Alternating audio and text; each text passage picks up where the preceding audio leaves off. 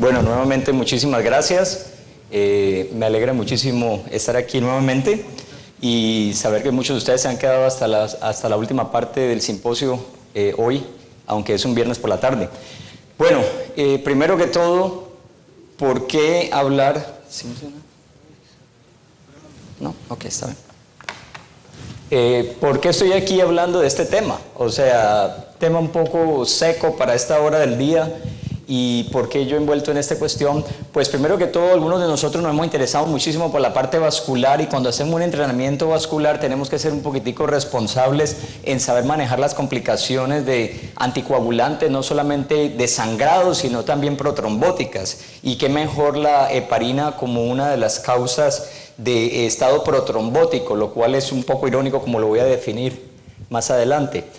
Además de eso, nosotros estamos expuestos a esta terapia, independiente de todos los anticoagulantes de los cuales se han estado hablando, por muchísimos motivos en cardiología, intervencionismo y en electrofisiología, además de toda la práctica clínica de cualquier médico.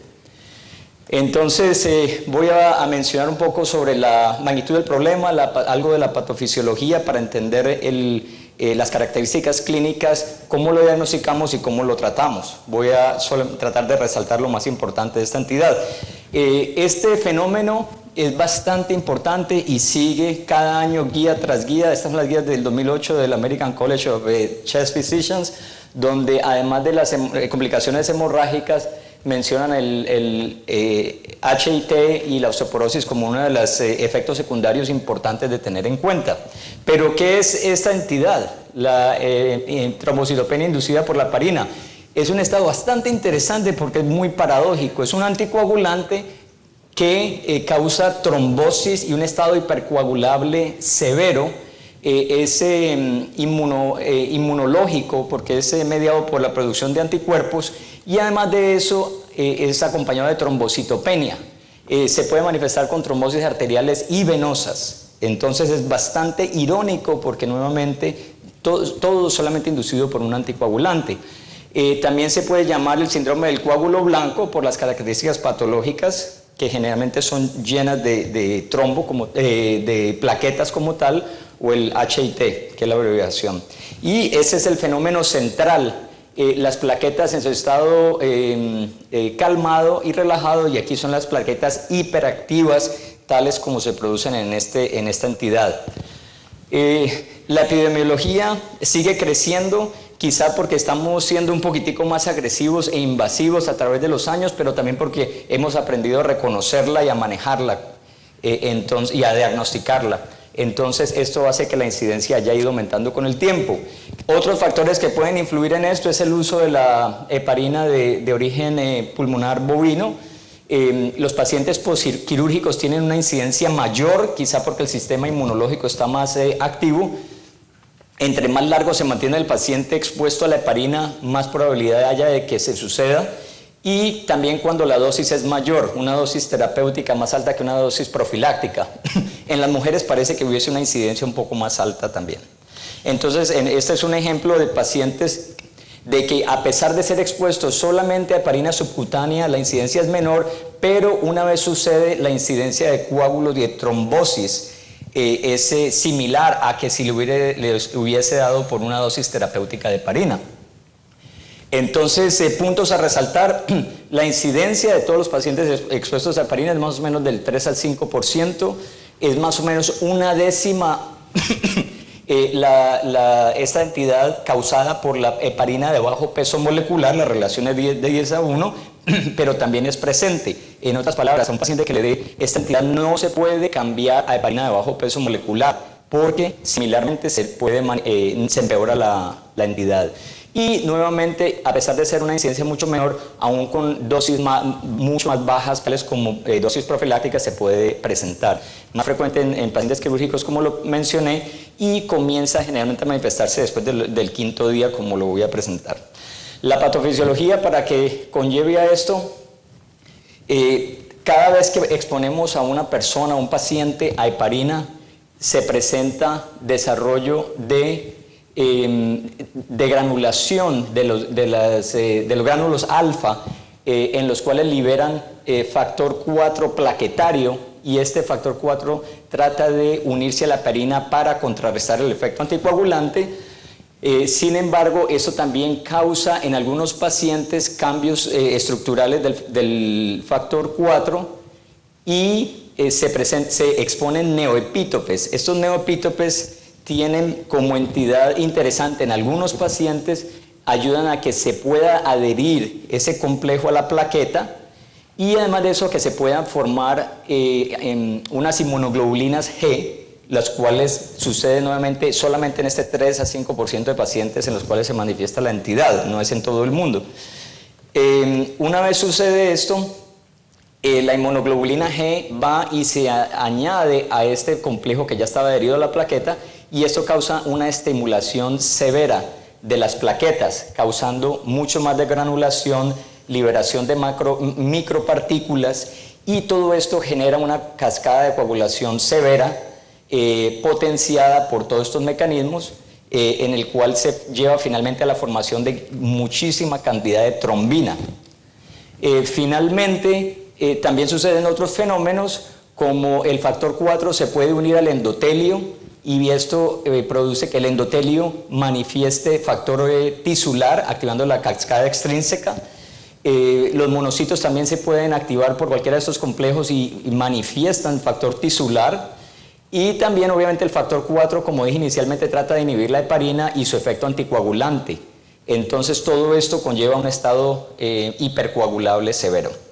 Ahora, el espectro de las manifestaciones de esta entidad se pueden similar a este modelo de iceberg, en el cual hasta el 50% de pacientes, como por ejemplo los pacientes a los cuales se llevan a cirugía de corazón abierto y se exponen a grandes cantidades de heparina, se pueden formar anticuerpos. Sin embargo, eso no da el diagnóstico de HIT. Solamente es una parte menor de ellos que realmente desarrollan trombocitopenia inmunogénica, y si esto no se trata adecuadamente, como lo voy a presentar, el 30 al 50% de estos pacientes pueden desarrollar un evento trombótico, tanto venoso como arterial. Por eso es que, por ejemplo, en estos pacientes vasculares, en este estudio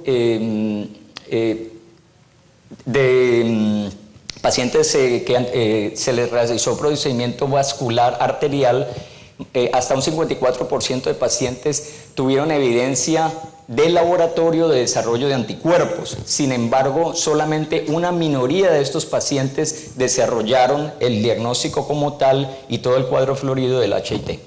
Entonces no podemos ser confusos solamente porque encontremos que los pacientes tienen la inmunoglobulina que se desarrolla solamente en algunos de estos pacientes. Ahora, para el cuadro clínico, la manifestación, voy a comenzar por presentar este paciente, una paciente de 72 años que se admitió con un infarto de no elevación del ST. Fue tratado médicamente al principio, posteriormente se le hizo un angiograma y finalmente terminó en bypass coronario. Al día 4, la paciente postquirúrgico desarrolló fibrilación auricular y se comenzó en warfarina. Desafortunadamente no se había detectado que a ese momento todavía que la paciente iba en proceso de desarrollar esta entidad.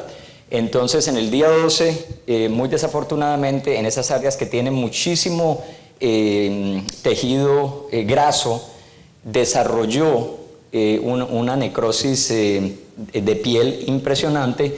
Posteriormente también esto fue por un evento arterial trombótico, y finalmente esto fue por una flegmasia cerulea dolens, por una trombosis venosa profunda severa a nivel de la vena femoral superficial.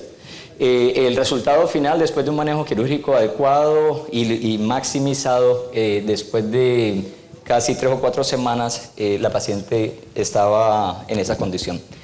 Entonces, ¿cuándo la debemos de sospechar? En todo paciente que está expuesto a la heparina tenemos que ser muy sospechosos, ante todo si comienzan a desarrollar cualquier tipo de trombocitopenia, y aún más si estando anticoagulados o han sido expuestos a heparina desarrollan un evento trombótico. Entonces, ¿qué debemos de hacer? ¿Cuál es cuando tenemos una sospecha menor? Bueno, primero que todo cada vez tenemos que preguntarnos, ¿tiene el paciente trombocitopenia como hace sentido? si esta trombocitopenia es del tipo inmunogénico, porque hay una que no es inmunogénica, como les voy a mostrar, y cuáles son las manifestaciones si es el caso. Entonces, primero que todo, comenzamos casi que haciendo el diagnóstico en su gran mayoría si vemos la evolución del recuento plaquetario. Eso nos va a dar una indicación perfecta de qué puede estar sucediendo en el paciente y si realmente es esta una alta sospecha clínica.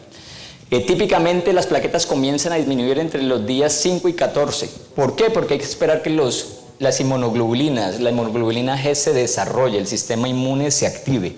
Entonces no sucede inmediatamente, con una excepción. Y puede suceder dentro de algunas horas, sin embargo, o menos de 4 días, si el paciente ha sido previamente expuesto a heparina en los 3 meses precedentes, y ya les explicaré por qué. El nadir de la trombocitopenia puede ser tan bajo como 30 a 50 mil, pero esos pacientes generalmente, en su gran mayoría, no sangran y no se debe transfundir plaquetas porque empeora el proceso.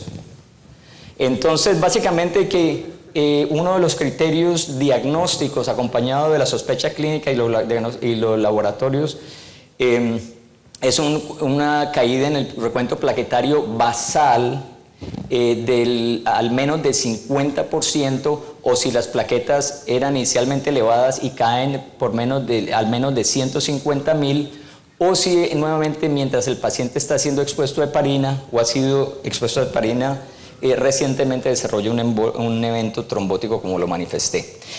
Aquí me vuelvo nuevamente al concepto del desarrollo de las inmunoglobulinas, tal como fue publicado en el New England Journal en 2001, en el cual se documentó en una serie de pacientes que las inmunoglobulinas tomó llegar a un nivel máximo más o menos entre 4 y 5 días, por tanto la manifestación clínica no sucede hasta tanto, pero las inmunoglobulinas permanecen en el sistema, aún habiendo suspendido y habiendo parado la heparina, hasta en un promedio de 100 días, más o menos 3 meses. Entonces, es por esto de que tenemos 2 manifestaciones típicas de HIT. Una es la típica, la clásica. Nuevamente, el paciente se comienza en heparina en este momento, y más o menos al día 4 comenzamos a ver cómo el recuento plaquetario comienza a caer. Mientras está en heparina no se recuperan las plaquetas, siguen cayendo. Y el nadir nuevamente generalmente está entre los días 10 y 14. O sea, aquí al día 10 llegó a su máximo, caímos en cuenta, por ejemplo, en este caso de que el paciente tuvimos una sospecha clínica, suspendimos la heparina, las plaquetas comenzaron a subir, desafortunadamente no dimos el tratamiento adecuado, como les voy a recalcar, y esto hay que tenerlo en cuenta, y el paciente por algún motivo dentro de los siguientes 100 días volvió al hospital, tuvo que ir a la sala de emergencias, se le inyectó nuevamente heparina y las plaquetas cayeron, ahora no en 4 a 10 días, las plaquetas cayeron dentro de horas. ¿Por qué? Porque ya había inmunoglobulina circulante. Entonces esta es la de inicio tardío. Y por eso es el paciente que se presenta con una trombocitopenia o con un evento trombótico o tromboembólico aún 1, 2 o hasta casi 3 meses después de haber sido expuesto a la heparina inicialmente. Entonces, en resumen, en cuanto a la trombocitopenia, todo esto lo tenemos claro, como lo mencioné. El comienzo de ella es entre los días 5 y 10, cuando ya hay desarrollo de las inmunoglobulinas. El comienzo puede ser en el día 1, si ya ha habido una exposición previa, y el nadir generalmente entre los días 5 y 14. Ahora, les hablaba de la inmunogénica y la no inmunogénica. La más común es la no inmunogénica. El paciente es expuesto a heparina y comienza generalmente entre los días 1 y 14, no tiene nada que ver con desarrollo de inmunoglobulina. El nadir de las plaquetas es mucho más alto comparativamente con la tipo 2, que es la de HIT. No hay anticuerpos, no está acompañada de eventos tromboembólicos, no hay secuelas hemorrágicas aquí tampoco, y el manejo es observación. Aún a este nivel de plaquetas se puede seguir la heparina y generalmente las plaquetas se recobran sin necesidad de suspensión. Bueno, ¿cuáles son las complicaciones trombóticas que tanto he estado hablando y enfatizando, tanto venosas como arteriales, de cualquier tipo, color, olor y sabor? Estos son como el síndrome antifosfolípido, el lupus anticoagulante, es un estado hipercoagulable extremo, severo, y puede dar cualquier tipo de trombosis arterial o venosa donde ustedes quieran en el cuerpo. Por ejemplo, una de las manifestaciones típicas es la isquemia hemorrágica de las adrenales causadas por trombosis de la vena renal. Interesantemente, esto es muy patognomónico de esta entidad. También puede dar, como se los manifesté en el caso que les presenté, de una flegmasia cerulea dolens por una trombosis venosa severa que impide el flujo microvascular.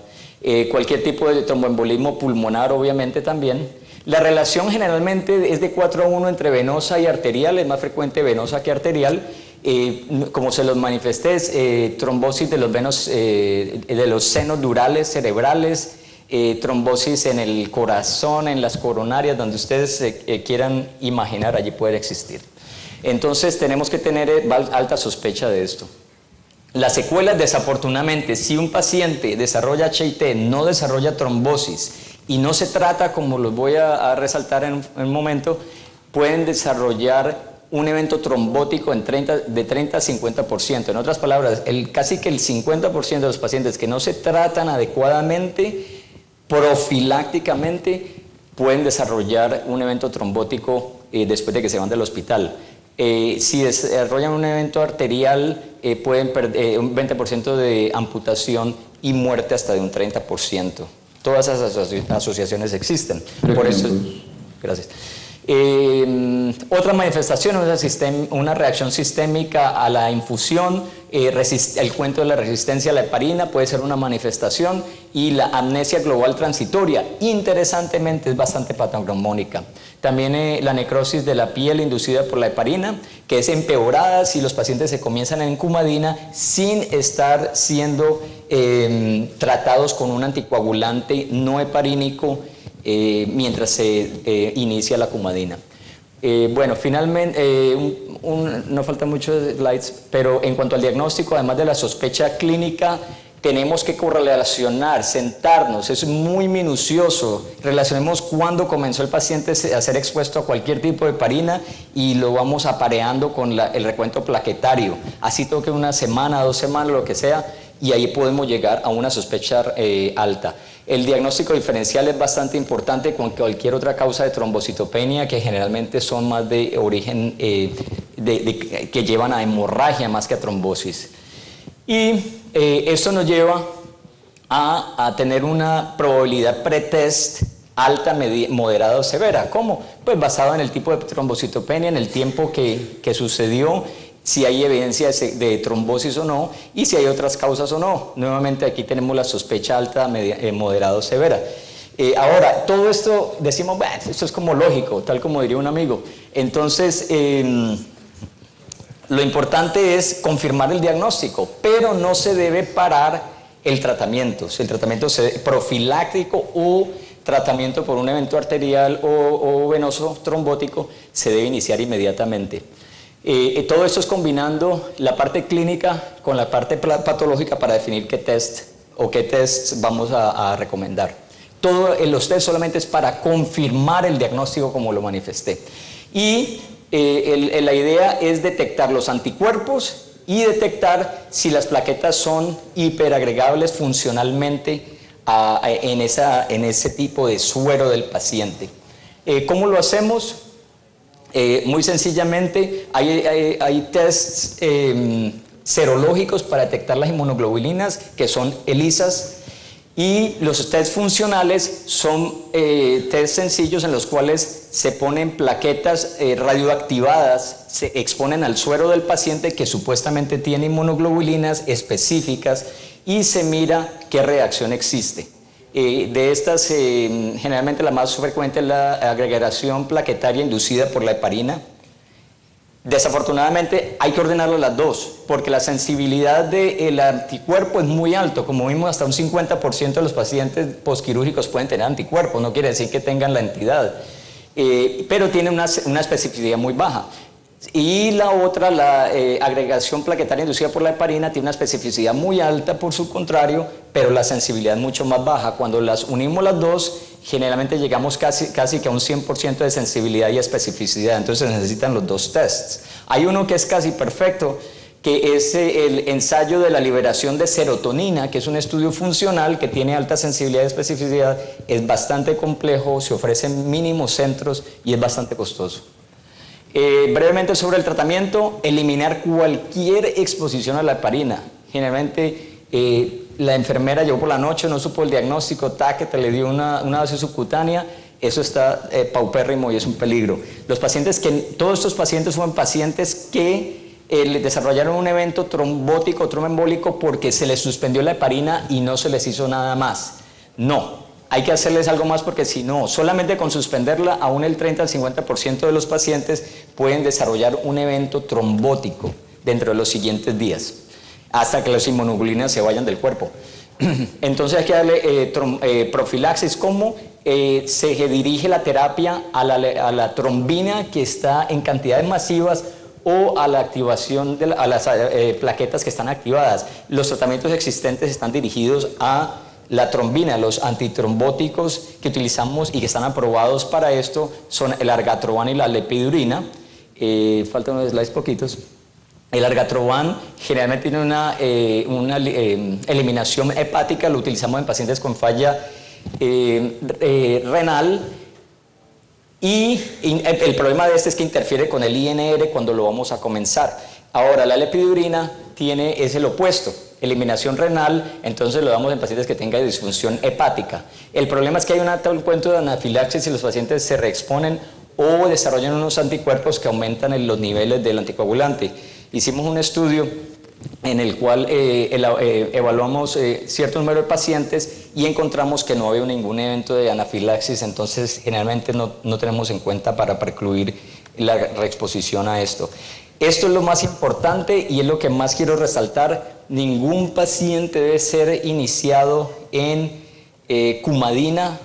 La cumadina el paciente se debe tratar, no debe salir del hospital sin un tratamiento por mínimo de 3 meses en cumadina hasta que los anticuerpos se vayan y se eliminen, como lo habíamos visto. Entonces ya la proteína C, hay una depresión de proteína C brutal, y si iniciamos un anticoagulante como cumadina, en este caso va a causar un evento más hipercoagulable, va a disminuir los anticoagulantes naturales del organismo y puede conllevar a cualquiera de estos problemas. Entonces la conclusión es de que para iniciar cumadina solamente lo hacemos cuando el paciente está siendo adecuadamente tratado con argatroban o lepidurina, cuando las plaquetas ya están por encima de 100.000 y vemos que siguen creciendo por más de 2 días consecutivos, y deben estar juntos tanto el endovenoso como la cumadina por no menos de 2 días. No se debe parar la cumadina así, el intravenoso así el INR esté alto. Entonces, en conclusión, hay que estar muy sospechosos sobre esta entidad. Puede ser encontrada hasta 3 meses después de la exposición, así paremos la heparina. Es el error que más cometemos, desafortunadamente, paramos la heparina y no damos ningún otro tratamiento. El diagnóstico, como lo vimos, una combinación de clínica y laboratorios. No demoremos el tratamiento cuando lo sospechemos. Tenemos que eliminar cualquier exposición a la heparina, es lo número 1 que tenemos que hacer en cuanto a tratamiento, los agentes de los cuales le hablé, y tenemos que ser muy cuidadosos cuando lo transicionemos a la cumadina. Muchas gracias. Muchas gracias, doctor.